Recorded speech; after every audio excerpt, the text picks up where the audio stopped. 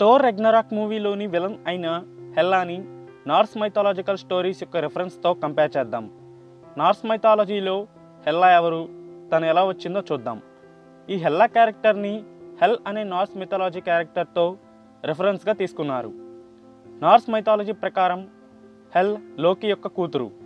తను ఫెన్రిర్ అయిన తోడేలు మరియు పామ్ అయిన జర్ముంగ్దాద్ యొక్క సోదరి. హెల్ని జనరల్గా గ్రీడీ, హార్ష్ అండ్ క్రూయల్గా రిప్రజెంట్ చేస్తారు.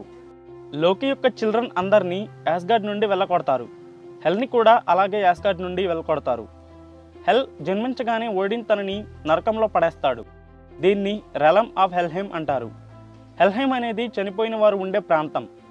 హెల్హెమ్లో పడవేయబడిన హెల్ దానిని తన కింగ్డమ్గా చేసుకుంటుంది. చనిపోయిన వారిని నరకంలో రూల్ చేస్తుంది. హెల్ యొక్క టాస్క్ ఏంటంటే నరకంలోకి వచ్చిన వారి ఫేట్ని డిసైడ్ చేయడం. యుద్ధంలో చనిపోయిన వారు హెల్హెమ్కి వెళ్ళరు. వాళ్ళు వల్హల్లా అనే ప్లేస్కి వెళ్తారు. దీన్ని ఓడిన్ కంట్రోల్ చేస్తాడు. ఇది స్వర్గం లాంటిది. హెల్ సగం నలుపు సగం తెలుపు అపిరెన్స్లో కనిపిస్తుంది. వైకింగ్స్ అనేవారు పూర్వకాలం నార్వేలో ఉండేవారు. వైకింగ్స్ హెల్ని హాఫ్ డెడ్ అండ్ హాఫ్ ఎలైవ్గా బిలీవ్ చేసేవారు. వైకింగ్స్ హెల్కి భయపడేవారు.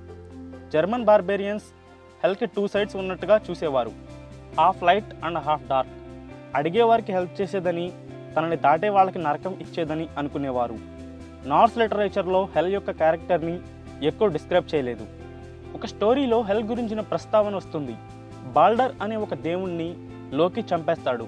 దీంతో బాల్డర్ నరకానికి వెళ్తాడు. నరకంలో ఉన్న అందరూ బాల్డర్ని నరకం నుండి పంపించివేయాలని, తన కోసం అందరూ ఏడుస్తున్నారని హెల్ దగ్గర వేడుకుంటారు. హెల్ బాల్డర్ని విడిచిపెట్టడానికి ఒక కండిషన్ని పెడుతుంది.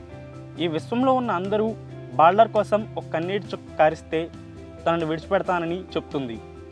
అందరూ ఏడ్చినప్పటికీ ఒక రాక్షసుడు ఏడవడు. అయితే ఆ రాక్షసుడు మారువేషంలో ఉన్న లోకి. దీంతో బాల్డర్ని హెల్ విడిచిపెట్టలేదు. ఈ డీటెయిల్స్ అన్నీ హెల్ యొక్క క్యారెక్టర్ గురించి నార్స్ మైథలాజికల్ స్టోరీస్లో ఉన్నాయి.